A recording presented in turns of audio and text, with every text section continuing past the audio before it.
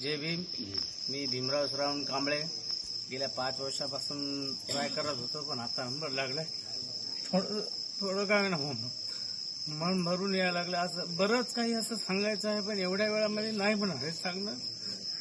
आणि जे काही वस्तू आपल्याला लागतात ते सगळ्या वस्तू अगोदरच मॅनेजमेंट करून आपल्याला सांगणं, हे पिंपळे परिवाराने एकदम व्यवस्थित सांगितलेलं आहे. आणि परत अशी गोष्ट असं आहे की जे काही आपल्याला जे घरी भेटलेली वस्तू नाही ती आपल्याला इथे मिळाली, मला एवढं म्हणायचं आहे. आणि दुसरी गोष्ट असं आहे की तुम्हाला जे काही प्रॉब्लेम, जे कोणाला काही प्रॉब्लेम झालेत ते कुठलेही प्रॉब्लेम लगेचच्या लगेच जागेवर आणि सॉल्व्ह केलेले आहेत. उदाहरणार्थ कोणाला संडास लागली, उलटी लागली तर लगेचच्या लगे काय म्हणतात त्याला की डॉक्टर सध्या इथं आहेत असं गृहीत असं वाटत होतं त्या टायमात.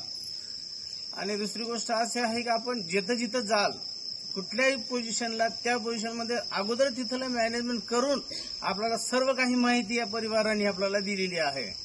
बरोबर आहे. आणि दुसरी गोष्ट एवढं आहे की कुठलीच कमी नाही. मला तर या गेल्या 40 वर्षामध्ये असं वाटतं की याच्यामध्ये ज्याला काय म्हणतो आपण की सहलीमध्ये म्हणा, सह म्हणण्यापेक्षा असं मला एक दुसरा एक शब्द आठवण्यात गेला की असं एक परिवार आपण एका जागी कुठेतरी जात होतो त्या ठिकाणी.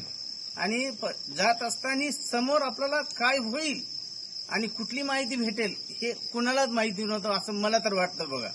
कारण कधी उठून कुठं जायचं फक्त हे जजमेंट नव्हतं, तरी पण समोर गेल्याच्या नंतर जे काही वेळ असेल त्या टायमामध्ये तेवढ्या टायमामध्ये तेवढं समोरचं प्रोसिजर करून आपल्याला त्या ठिकाणी नेणं हे सगळं या परिवारानं मला केलं असं एवढं वाटतं मला.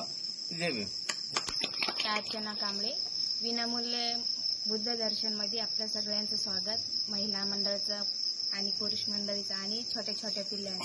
एवढे छोटे छोटे मुलं मुली असून सुद्धा एवढे छान मॅनेजमेंट करतात आणि पिंपळे सर पण आणि त्यांचे परिवार पण.